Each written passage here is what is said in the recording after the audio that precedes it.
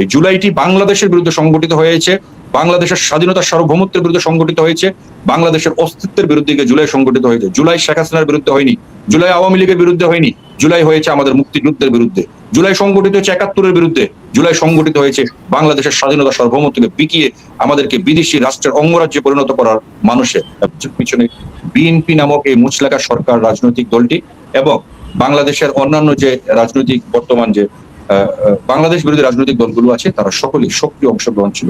আপনাদেরকে একটা জিনিস ভুলে গেলে চলবে না, এই বাংলাদেশ সৃষ্টির পিছনে যাদের চূড়ান্ত অবদান রয়েছে, এই বাংলাদেশটি গঠনের পিছনে যে রাজনৈতিক দলের আত্মশিক্ষা মানে হাজার হাজার নেতাকর্মীর রক্তের ঋণ রয়েছে, তাদেরকে যদি আপনারা বাংলাদেশ থেকে দূরে রাখতে পারেন তাহলেই তো আপনি বাংলাদেশে লুটপাট করতে পারবেন। এবং বর্তমানে সেটা তারা করে চলেছে।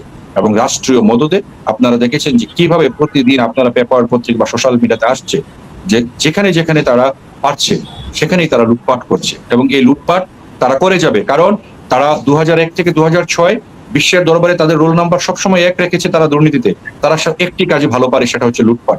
তারা একটি কাজে ভালো পারে, মিথ্যাচার। তারা একটি কাজে ভালো জানে, সেটা হচ্ছে এদেশের সবসময় পিছনের দিকে নিয়ে যাওয়া। টেক ব্যাক বাংলাদেশ তাদের থিওরি। এবং আমাদের তরুণ সমাজকে বলেছিল যে জুলাই জাদুঘর করা হবে গণভবনকে। প্রায় সময় আমরা ফারুকী সহ তাকে শোডাউন করতে দেখেছি, কিন্তু আজকের খবর দেখে আমাদের চোখ কপালে উঠে গেল যে যেখানে একটি দেয়াল তৈরি করতে হয়নি, যেখানে কোনো ভবন তৈরি করতে হয়নি, যেখানে কোনো আলাদা করে অফিস তৈরি করতে হয়নি, শুধুমাত্র দুই একটা ভাস্কর্য, একটা রিক্সার ভাস্কর্য আর একটা কোলে তুলে নিয়ে যাচ্ছে এরকম একটা ভাস্কর্য, যার ভিতরে কিছু ছবি, প্রিন্টিং করা ছবি, এই নিছক কিছু খরচ করার পর সেখানে কি করে 111 কোটি 70 জন কত 111 কোটি টাকার মতো দুর্নীতি হয়েছে। তার মধ্যে আবার ডকুমেন্টারির কথা বলে 96 কোটি টাকা বিতর্কিত প্রকল্পে নিয়োগ বোর্ড চেয়ারম্যান সাবেক সাংস্কৃতিক উপদেষ্টা মোস্তফা সারোয়ার ফারুকী যুক্ত থাকা অবস্থায় সরাসরি পদে নিয়োগ দিয়েছেন এবং নিয়োগের কোনো সার্কুলার ছাড়া গোপনে নিয়োগ দিয়েছেন। সেখান থেকে দুর্নীতি করেছেন এবং কেনাকাটায় দুর্নীতি করেছেন এবং জাদুঘরে দুর্নীতি করেছেন। এই সমস্ত দুর্নীতিতে এত টাকা খরচ হয়েছে, এটি প্রশ্ন যদি করা হয় একটা ছোট বাচ্চাকেও যে এত টাকা কেন লাগলো, যেখানে একটি ইটও কিনতে হয়নি। এবং যে ডকুমেন্টারি অফিস দেখানো হয়েছে যেটা থেকে বাজেট বের করেছে সেটা একটা অটোরিকশার গ্যারেজ, যেটা 15 বছর ধরে একটি মালিকানাধীন শোরুম হিসেবে পরিচালিত আছে, পাশাপাশি গ্যারেজ এবং অটোরিকশা বিক্রি হচ্ছে। তো এই যে ফারুকী দুর্নীতি করে বিদেশ চলে পালিয়ে যাওয়ার পর ইমরোজ তৃষা বলেছিল যে ফারুকের কোনো দুর্নীতির প্রমাণ থাকলে দেখান। তো এই প্রমাণগুলো দেখার পরে ফারুকী নিশ্চয়ই কিছু বলবেন, তো সেটা কি হতে পারে? দেখেন, এই যে জুলাই সন্ত্রাসীদের যে জুলাই জাদুঘর, ওরা জানে যে টুডে অর টুমরো এটি সেখানে থাকবে না। এবং জুলাই নামক মাসটি এখন লজ্জা পাচ্ছে নিজেই, যে ক্যালেন্ডার থেকে জুলাই নামক মাসটিকে যাতে কেউ যদি মুছে দিত, অন্য কোনো নাম দিত, তাহলে জুলাই শান্তি পেত, যে অ্যাটলিস্ট আমি শান্তি পাচ্ছি। এই জুলাই সন্ত্রাসীদের যে কর্মকাণ্ড, তাদের নিজেদের যে চরিত্র আপনারা যদি বিচার বিশ্লেষণ করেন গত 22 মাসে, অশ্লীলতা, গালাগালি, নিজেদের মধ্যে সেক্সুয়াল অ্যাবিউজ সহ এমন কোন অপকর্ম নাই আপনার এরা করেনি। এরা মাদক, নারী, চাঁদাবাজি, জুয়া সবকিছুতে তাদের নাম জড়িত আছে। আপনারা দেখেন এই যে জুলাই জাদুঘরের যে বিষয়টি সামনে এসেছে, এই ব্যাপারে রাষ্ট্র কেন নির্লিপ্ত? কেন বর্তমান মুচলেকা সরকারের সাহস হচ্ছে না যে বিষয়টি নিয়ে একটি কমিশন গঠন করে তাদের যে মহা কিনা বলে দ্বিতীয় স্বাধীনতার মহা বিজয়ের গৌরব গাথা জুলাই, সে জুলাইয়ের চোরদের বিরুদ্ধে ব্যবস্থা নিবে? কারণ তারা পারবে না। এখানে এই কারণেই পারবে না, যেখানে সবচেয়ে বড় চোর ইউনুস, বাটপার ইউনুস থেকে শুরু করে এই এনসিপির যে চোরগুলা, ন্যাশনাল চাঁদাবাজ বার্ডের যে চোরগুলা, সাথে এই তিশার ভাতার ফারুকি, হ্যাঁ আপনার কিনা বলে টোকাই ফারুকি, এবং আরো যারা যারা ছিল, যে বর্তমানে যে টোকাইগুলো কথা বলছে, এই সমস্ত টোকাইরা এই জুলাইকে ব্যবসা পুঁজি করে তারা ওই যে 111 কোটি টাকার ভাগ বটরা নিজেদের মধ্যে করেছে। যার কারণে কোনো চোর, এক চোর আরেক চোরের বিরুদ্ধে কোনো প্রতিবাদ করবে না, কথা বলবে না। এই জুলাই চোরেরা, জুলাই জঙ্গিরা, জুলাই সন্ত্রাসীরা, জুলাই রাজাকাররা এবং এই জুলাই ঘটানোর যে কুশীলবরা, কোনো বাটপার আপনারা দেখেছেন এগুলো নিয়ে কথা বলে? সংসদে এখন কেন কথা বলে না? আপনি খেজুরের হিসাব দেয় ওই যে কালো পাঠা, এই কালো পাঠারা কেন এখন সংসদে এগুলো নিয়ে কথা বলে না?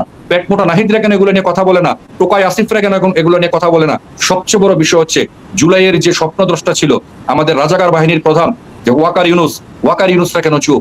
কারণ তারা সকলে মিলে এই বাংলাদেশটিকে লুটেপুটে খাওয়ার জন্য জুলাই নামক একটি তত্ত্ব এখানে হাজির করেছে। জুলাই নামক একটি সন্ত্রাসী কর্মকাণ্ডকে তারা জায়েজ করার জন্য, রাজনৈতিক জায়েজ করার জন্য তারা পুরো বাংলাদেশে তারা এই জিনিসগুলো কর্মকাণ্ড ঘটিয়েছে।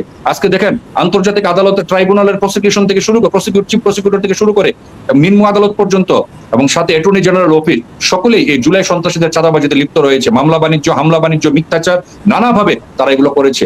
আপনারা দেখেন গুম নাটক হাজির করা হয়েছে। বলা হয়েছে কি তারা গুম হয়ে গিয়েছিল, তারা গুম থেকে ফিরে এসেছে, কেউ 1 দিন 2 দিন 3 দিন এরকম নাকি তারা গুম ছিল। তো 1 দিন 2 দিন গুম থাকার পরে তারা আবার ফিরে এসে তারা সেই গুম নাটকের অবতারণা করেছে। এবং আপনারা একটা জিনিস খেয়াল করবেন, এই গুম কমিশন যে গঠন করা হয়েছে এবং এই গুম কমিশনে যে মামলাগুলো করা হয়েছে সেখানে সমস্ত মামলা যারা করেছে তারা জামাতের লোক, তারা সকলেই জামাতের লোক এবং পরিকল্পিতভাবে বাংলাদেশের পক্ষে যে একটা নাটক সাজিয়েছে চৌকুশ সেনা অফিসাররা ছিলেন, তাদেরকে পরিকল্পিতভাবে এই মামলাগুলোতে জড়ানো হয়েছে। প্রশ্ন হচ্ছে এখন জাতির কাছে, আপনারা আর কতদিন গোলাম আজমের লুকিয়ে থাকার যে গুম হওয়ার যে রহস্য, সেটা তো আদালতে প্রমাণ হয়েছে যে তিনি তার যে ব্যাখ্যা অনুযায়ী তিনি ভিআইপি একটি রুমের মধ্যে এসি রুমে ছিলেন এবং এটি কোনো রকমে আয়নাঘর করতে পারে। এগুলো তো জুলাই জঙ্গিদের সাথে সম্পৃক্ত যেসব জঙ্গিরা ছিল, শীর্ষ জঙ্গিরা, তারা সকলে স্বীকার করেছে এখানে। এবং অতি সম্প্রতি সেনাবাহিনীতে আপনারা দেখেছেন ভূতাপেক্ষ আপনার পদায়ন করা হয়েছে, পদোন্নতি দেওয়া হয়েছে তাদেরকে, সুযোগ সুবিধা সহ।